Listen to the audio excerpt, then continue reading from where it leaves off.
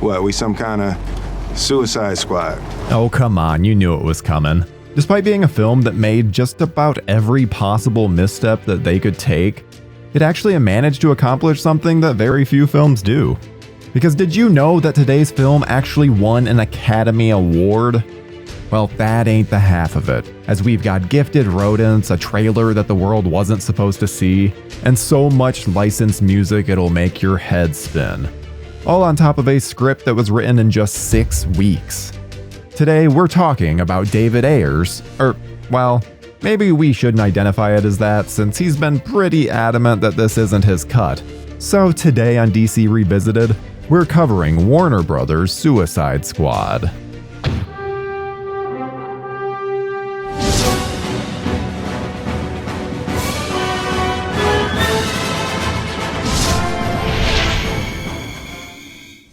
Love your perfume. What is that? The stench of death? She seems nice. One key thing to remember when looking at the development of Suicide Squad is that Warner still had faith in Snyder's vision for the DC cinematic universe at this point. This was before Batman v Superman brought in less money than Warner had hoped, and critics lambasted the film for being too dark. So this film was being developed with the same dark and gritty mindset that came from both Man of Steel and its sequel. The film was originally announced in 2009, but there wasn't any real movement on the project until it was revealed again in 2014. But the biggest issue with this was that not only was it announced, but it was given a release date.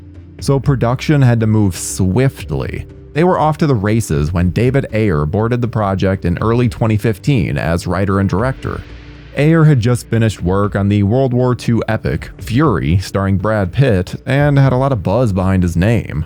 The only problem was that he wrote the script in just 6 weeks, and given the complicated nature of bringing together so many different characters, that seemed like an astronomically low amount of time. But there was a release date to hit, and so production trucked on. They had to now assemble their squad of suiciders? Okay, so that doesn't work. Oh well, I tried. Ryan Gosling, Tom Hardy, Margot Robbie, and Will Smith were all initially offered roles in the film.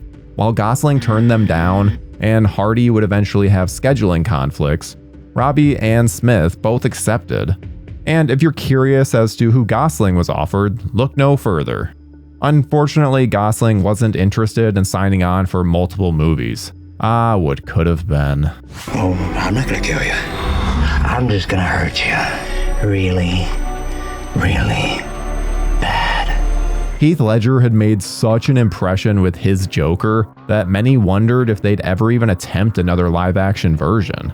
Everyone would simply be compared to Ledger and Nicholson before, and already start out with quite an unfair disadvantage. But even still, the Joker was just too iconic to keep in the shadows for long. Everyone's heard the stories of Jared Leto's Joker, but for the uninitiated, buzz was quite positive when Leto was first announced as the Clown Prince of Crime. That changed rather quickly when the first image of his iteration released, and it all came crashing down like a tattoo that said, "Damaged." Oof. These tattoos were Ayer's way of modernizing the character. Leto has cited David Bowie as an influence on his version as well. Jared stayed in character on set, even sending his castmates rather odd gifts, with the ultimate being the rodent that he gifted his on-screen love interest. What was that? I should kill everyone and escape? Sorry. The voices. Margot Robbie may have been the most obvious choice to play Harley Quinn out there, with her almost perfectly embodying the fan favorites look. Even if absolutely everything about this film sucked, the fact that we got Robbie's Harley Quinn is an absolute miracle, because she's a breath of fresh air. We even get a brief glimpse at Joker torturing Harleen Quinzel, which leads to her joining his side. He dies, we die! Will Smith was cast in the film before the character he'd portrayed had even been decided. The studio just knew that they wanted Smith and his charisma. This was obviously well before his controversy. Funnily enough, Smith actually turned down the chance to reprise his role of Captain Stephen Hiller in the Independence Day sequel in order to be in this film. Ultimately, he took on the mantle of Deadshot.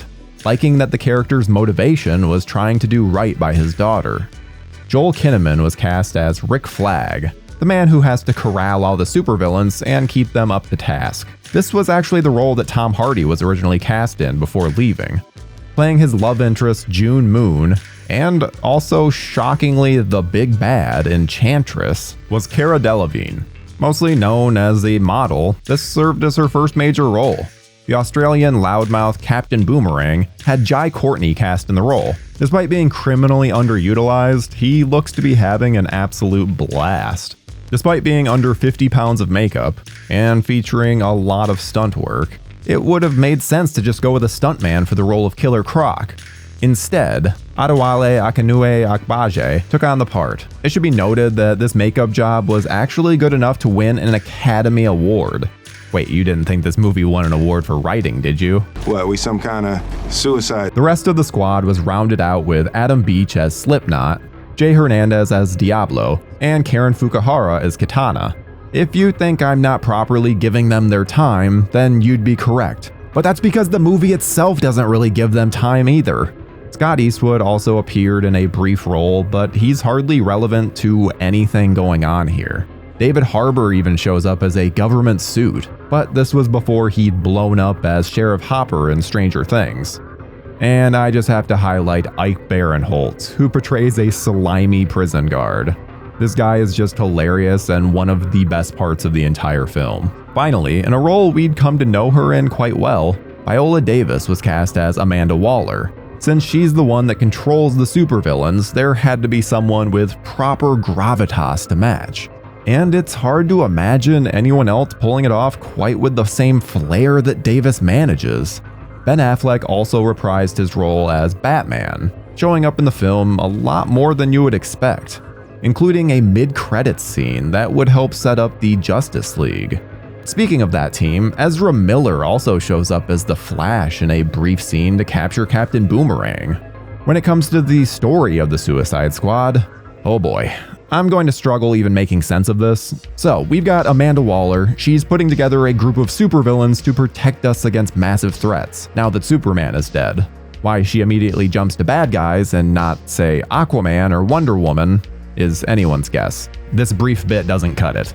But these bad guys are recruited because Cara Delevingne has awakened an ancient evil and wants to destroy the world with her ancient brother.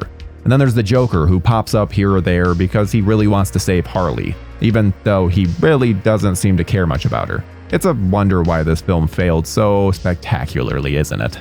Filming on Suicide Squad started in Toronto, Canada in April of 2015, and finally wrapped up in August of the same year. Despite the turmoil that would come, the initial filming was uneventful. Despite being extremely rushed, Ayer was still able to shoot his dark dystopic film. If anything, they seem to be accomplishing their goals despite their extremely limited lack of time. But that's when it all came crashing down. Before the movie was even cut together, footage was assembled for the 2015 San Diego Comic-Con by the company Trailer Park. While this was not intended to be seen outside of Hall H, cam videos leaked online, forcing Warner to release a full HD version of the footage. And people went absolutely nuts. This looked to be an absolute blast, with the look of the characters being darn near perfect. The biggest issue with this footage getting out and causing such buzz was that it didn't properly represent Ayer's film. Ayer's movie was dark and gritty, not the fun time at the cinema that the trailer made it out to be. So execs grew increasingly nervous as the buzz increased. John Gilroy originally started as the film's editor, but he left the project in early 2016. Lee Smith was then brought in to cut the film, but still not tonally change it. This cut was approximately 143 minutes long, featured no licensed music, and had a tone more akin to that of Black Hawk Down. This is where things continue to circle the drain. Following the release of Batman v Superman, Warner Brothers were starting to feel the heat for what they perceived as failures. With their cinematic universe running concurrently with Marvel's, the box office receipts showed a clear winner, and Warner was hoping to tighten up that race. The DC film universe had taken on a rather dark and gritty texture with every frame, character, and story. In contrast, Marvel was able to bring a lot of levity to their films while still doing massive world-destroying levels of stakes. Hoping to right the ship, they felt that humor and fun was the key to their success. Still not entirely confident in Ayer's version, or their newly edited, lighter version, the studio held screenings of both versions in Northern California. The only issue was that both tested nearly identical. With no clear winner, the studio decided that massive reshoots would be done in order to satisfy the audiences. Famed comic writer and now DC executive Jeff Johns wrote what would become the Suicide Squad reshoots. The main purpose was to lighten the film up. These were anything but minor, totaling nearly $22 million just for the reshoots alone. They were also able to get Zack Snyder to shoot a brief cameo for The Flash during the filming of Justice League. As expected, these reshoots cobbled together a story that made it even less cohesive, and did strange things like introducing the same character 3 different times. Even still, this is the version that Warner ultimately decided to release, as it had had the best test screenings of the bunch. Ayer's former collaborator Stephen Price was brought in to score the film, and his score was described as wonderfully moody. But unfortunately, very little of it made it past the cutting room floor, with licensed pop music being used instead. 23 licensed songs in total. Something tells me a whole lot of people are about to die. Suicide Squad released in the United States on August 5th, 2016 and brought in $133 million on its opening weekend. But like Batman v Superman before it, the movie didn't have the legs that Warner wanted, earning $746 million worldwide. And while those numbers would be great for most studios, Warner has always had high expectations for their superhero films, and needed $800 million to break even. And the reaction to the film certainly did not help.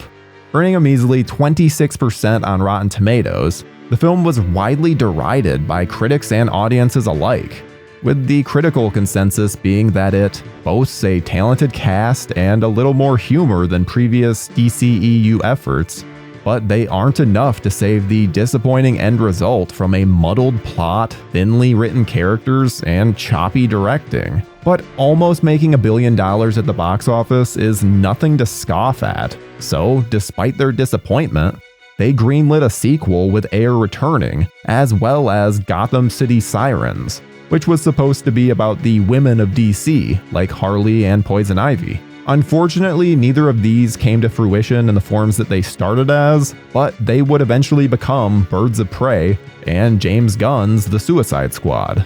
An extended cut of the film was released on home video, and this added nearly 13 minutes of additional footage. While there was a lot of hope that this would help make the film less disjointed, it consists mostly of the same scenes, only extended with a few lines of dialogue. The basic structure of the film largely stayed in place, though we do get more of Leto's Joker and a little bit more character development. In recent years, with the release of the Snyder Cut, which we'll touch on all in due time, there has been a movement to get the Ayer Cut release.